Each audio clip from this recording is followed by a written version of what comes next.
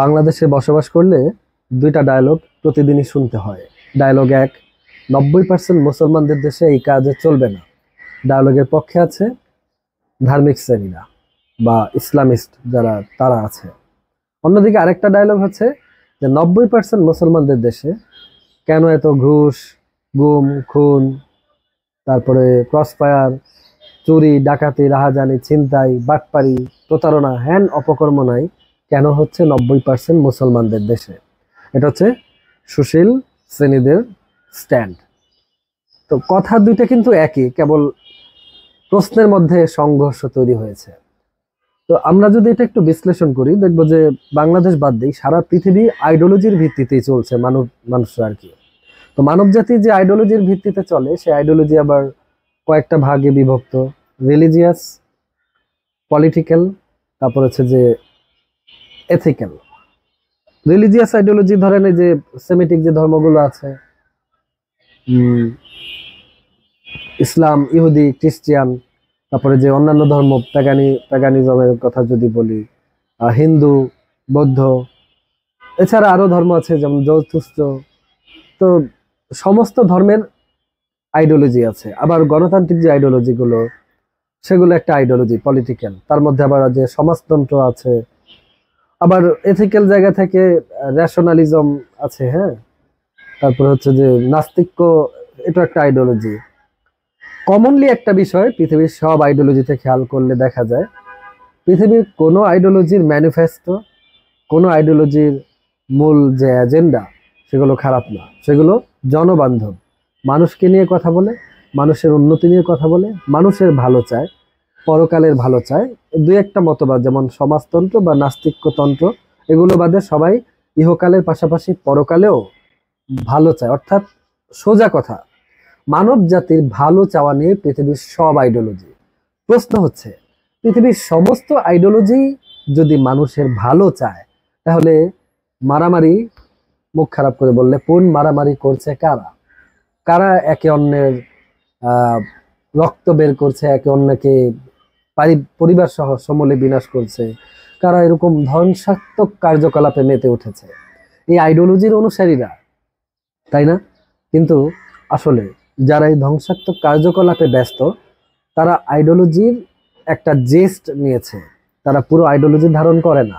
নাস্তিক্য তন্ত্র বলেন, গণতন্ত্রের লোকেরা বলেন, ইসলামের লোকেরা বলেন, হিন্দু বলেন, খ্রিস্টিয়ান বলেন, যারাই পৃথিবীতে অশান্তি তৈরি করছে, যারা এরকম মারামারি, ভিন্ন মতাবলম্বী বা ভিন্ন পন্থার লোকদেরকে দমন পীড়ন, ব্যাপক নির্যাতন যারাই করছে, whatever the people are, whoever the groups আর,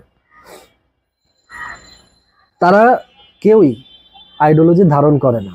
আইডিওলজির একটা অংশ পারিবারিকভাবে পাইছে, তারপরে ব্যাপকভাবে ব্রেন ওয়াশ হয়েছে ওই নির্দিষ্ট অংশ দ্বারা, এবং সেটা নিয়ে তারা পৃথিবীতে লম্ফ ঝম্প, দাপাদাপি, দমন পীড়ন, নিজেকে মই কি হনরে, এ ধরনের ইগোইস্টিক একটা স্ট্যাচু ডেভেলপ করেছে।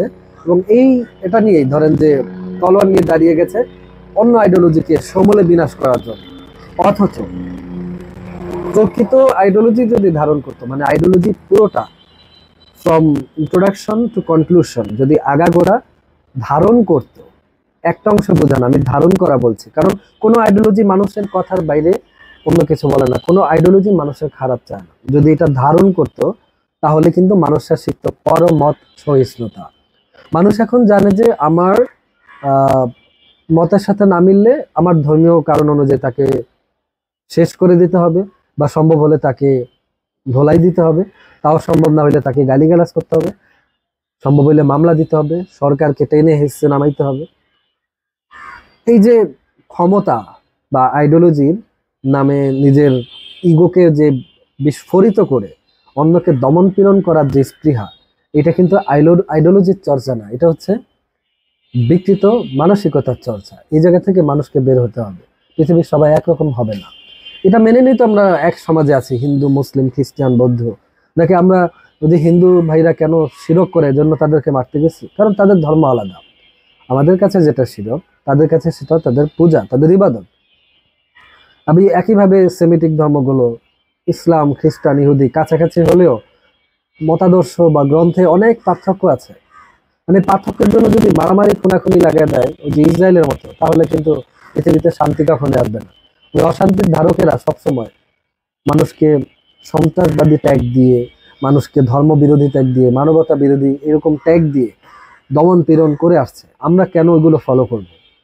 আমাদের যে আইডিওলজি আছে এটা আমরা পুরোটা ধারণ করা শিখি, বই পড়া শিখি, সিনেমা দেখা শিখি, ভালো ভালো সিনেমা, হিন্দি এবং বাংলা বাদ দিয়ে। হিন্দি আর বাংলায় ভালো সিনেমা কম। ইরানি সিনেমা, কোরিয়ান সিনেমা, হলিউডের বেশ কিছু হিস্টোরিক্যাল সিনেমা, আত্মদর্শনের জন্য, পৃথিবীর মানুষের কার্যকলাপ অনুধাবনের জন্য। কেন আমরা এইভাবে জীবন চালাচ্ছি সেই প্রশ্নটাকে যাচাই বাছাই করে উত্তর পাবার জন্য আমাদের ভালো ভালো বই পড়া উচিত, ভালো ভালো সিনেমা দেখা উচিত, যাতে করে অশিক্ষা, কুসংস্কার, অন্যের মতের প্রতি বিরক্ত হওয়া এবং রাগান্বিত হওয়ার যে বাজে সংস্কার, অন্যকে গালিগালাজ করার যে সংস্কার, এগুলো থেকে যাতে আমরা বের হতে পারি।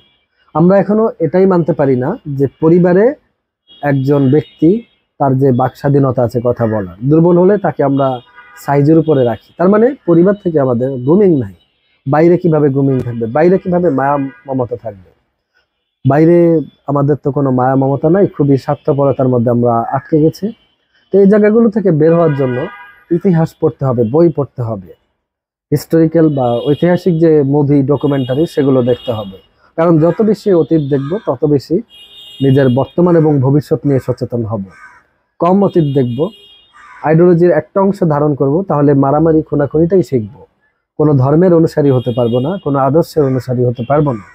তো এই কথাগুলো যদি ভালো না লাগে বা আমি যদি ভুল হই, আমাকে ক্ষমা করে কারেকশন দেওয়ার মতো রেফারেন্স দিবেন, বই দিবেন। আমি আনন্দ চিত্তে, সাগ্রহে সেই বই বা রেফারেন্স পাঠ করব, জানার চেষ্টা করব।